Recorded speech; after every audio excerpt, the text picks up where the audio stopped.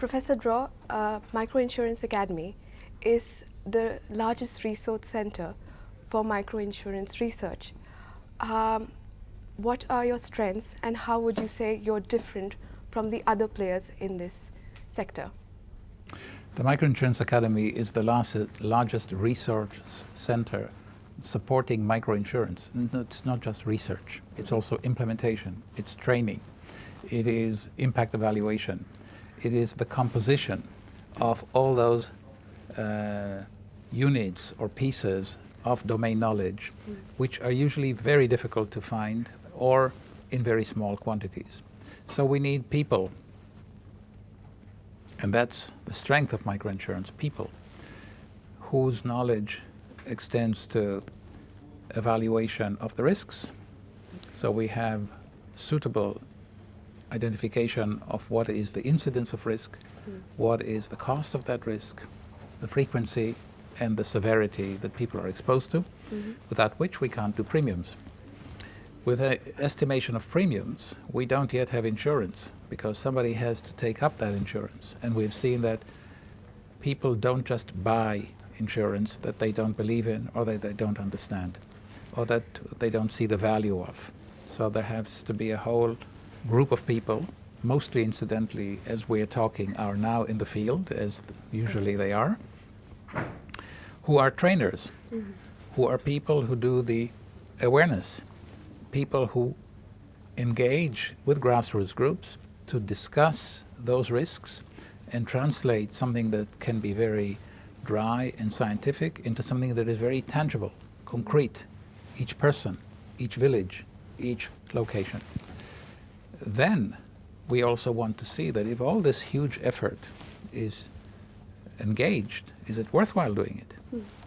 So we need to do some impact evaluation. And impact evaluation requires a whole new set of skills. It requires statistics, it requires certain capacity, certain forte in methodology and in research methodology, both experimental and quasi-experimental. And we have a whole team of researchers here who indeed offer us a lot of inputs and insights which we then re-engage in improving our implementation methods and the whole way that we engage in the field. The focus of MIA is not research. The focus of MIA is implementation. But to do good implementation, you need to have very good research. You could simply say it in a nutshell, there is nothing more practical than a good theory. What struck me is that you mentioned about trust. So how do you build in or establish trust in this process of implementation? Well, trust, if we had a patent, if we had a model that we could patent, we probably would be courted by everybody because it's so fundamental to so many other activities, business or otherwise. But the issue about trust is that basically trust relates to engaging with someone where not everything, not every piece of the transaction can be concluded and can be evaluated instantaneously. When I buy a tomato, I pay at the time that I get the tomato. I can check them, I can look at them, I can feel them, I can decide if they're right or not. There isn't a huge element of trust in it. But even there, you might have an element of trust because you want to be ensured, you want to be comfortable that the farmers did not use polluted water. Because this is something you cannot check at the point of transaction. So even there you need some element of trust. When it comes to insurance, the heart of the transaction is people pay today with the expectation that if certain events occur later, there will be a payout. And if those events do not occur, there will not be a payout. There are two stumbling points here that require people a leap of faith. The first, that they actually pay a fair amount for something that they have not yet encountered. The risk has not yet happened and still we're pricing it. So paying needs to communicate a certain degree of trust that the price is fair. The second element is that if people pay they need to have trust, they need to have confidence that this contract will be enforceable, will actually be carried out when it's time for the other party to pay, Yes. not only to collect money. Yes. How do you enforce a contract in an environment in which you can't go to court? It takes too long, it's too expensive, it's not realistic. So the answer to that is trust. This is why people want to see us in the field, look us in the eye, and essentially determine in a very subjective way, do we trust these people or not? And if the answer is they don't trust us, we know what the answer will be. It will be, I'm too poor to pay. They will not refuse anything, they'll just give us a politically correct answer that ends the conversation. Has nothing to do with their financial status. It has something to do with their level of willingness to engage. We need to bring them to engage. That's why trust is so critical and so complicated to create. Sure. Professor Dror, what we just talked about, is it context specific only to India, or does it expand to other parts of the world, say South Asia?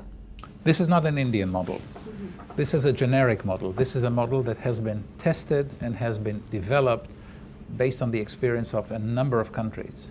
In fact, before I came to India, I worked in South Africa, in Kyrgyzstan, in Vietnam, in Philippines, in Bangladesh, in South Africa. So India has not been the first or the only station, and this is not an Indian model. It's very important to indicate that we're talking here about something that is definitely not only scalable in wherever there is a large informal sector, but also transportable from one culture to the next. Of course, there is no one-size-fits-all solution, but there is one process that fits, because people are people. People have feelings, people have opinions, people have priorities which must be taken on board. And when they are taken on board, we are in the process that can work in multiple countries. Philippines was a very particular experience for me. It started in 2001, 2002, and it ended in about 2003. We worked in various islands, a very beautiful country, 7,000 islands, so you've got a choice. 3 archipelagos, the north, Luzon, the middle, Visayas, and the south, Mindanao. We actually worked both in the north and in the middle and in the south, even though the south at the time was politically and security-wise a little difficult.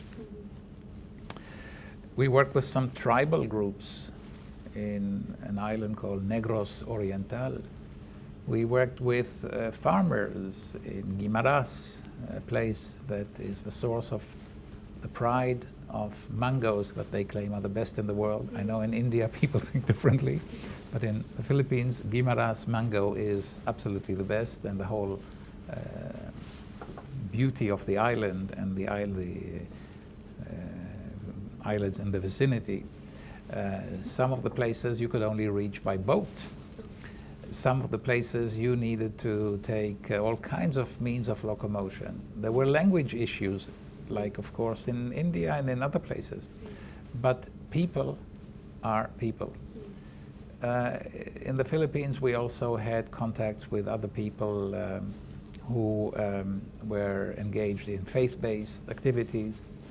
And we had a great deal of support, notably from the late Cardinal Sin, who gave me an audition, whom I met, and who blessed our project because he thought it was so much in line with the teachings that the church was promoting. But it is not per se a religious issue. In Vietnam there is no issue of religion, and in Vietnam we dealt with rice area yield insurance, where rice is such an important part of the country's economy. And we worked in the middle of the country. Again, language was an issue, but to come across to people, to collect information, to share information, to create the social dynamic, to get buy-in for self-governance was not an issue. It took time, it's not instantaneous, but it was a success. Bangladesh, We worked in Rajshahi. It's a very, very poor place. And there we work with rickshaw pullers. Rickshaw pullers in this part of the world, bicycle rickshaw pullers, have a very tough life. Most of them are really from a very simple background, and the real option they have is to sell their muscle in circumstances which are very difficult. I've seen their garages where they sleep at night. I've seen how they work. I had to understand the risk, and I have seen it.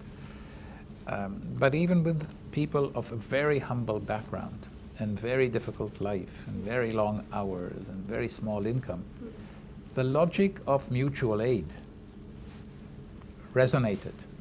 And we did some very beautiful things. Unfortunately, they didn't last because some partners bailed out, but the people didn't bail out. They have nowhere to go. So this is why the solution is transportable to essentially every place where top-down systems are unsuccessful in resolving the fundamental social issues of the population. Professor Dror, would you say you are most proud of as the founding chairman of MIA? And what is the vision that you hold for the future, and how do you see MIA translating that vision into reality?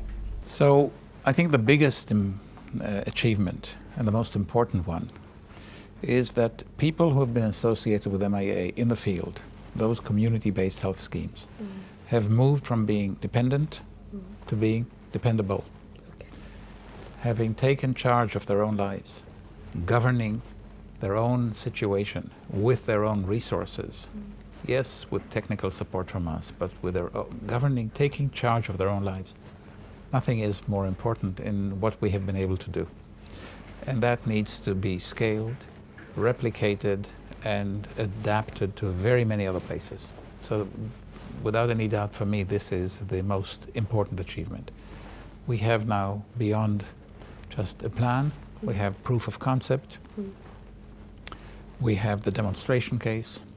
All the skeptics who used to ask us, so where has it been done before? We now have an address to send them to. And invariably, when people visit those places, they walk away with enormous amazement and respect for what has been achieved.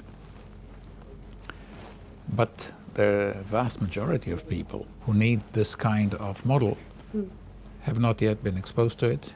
So what we have ahead of us is a huge task. And that task can only work if we will be able to raise support, financial and other support, institutional support, to scale that activity. Raising that support is a huge challenge as well.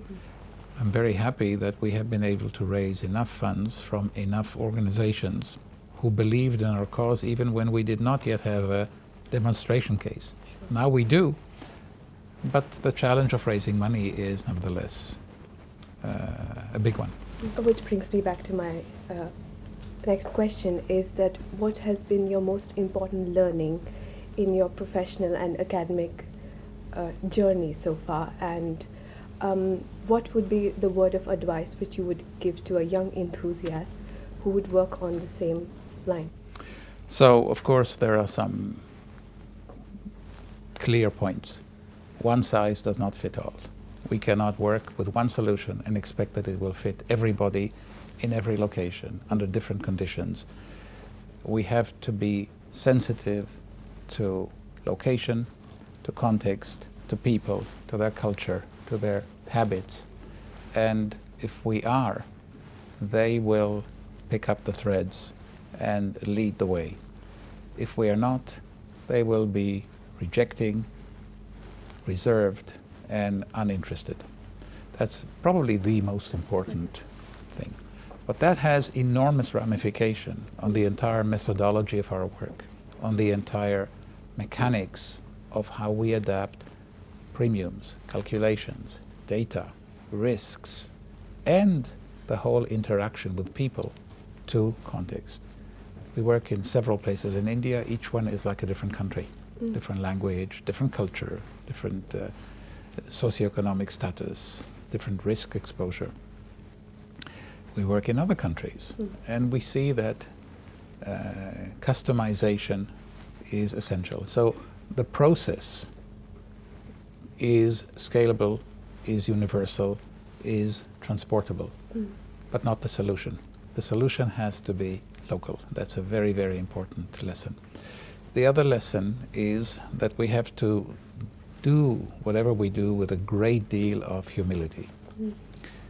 We can never assume that we know better than others how they can run their lives.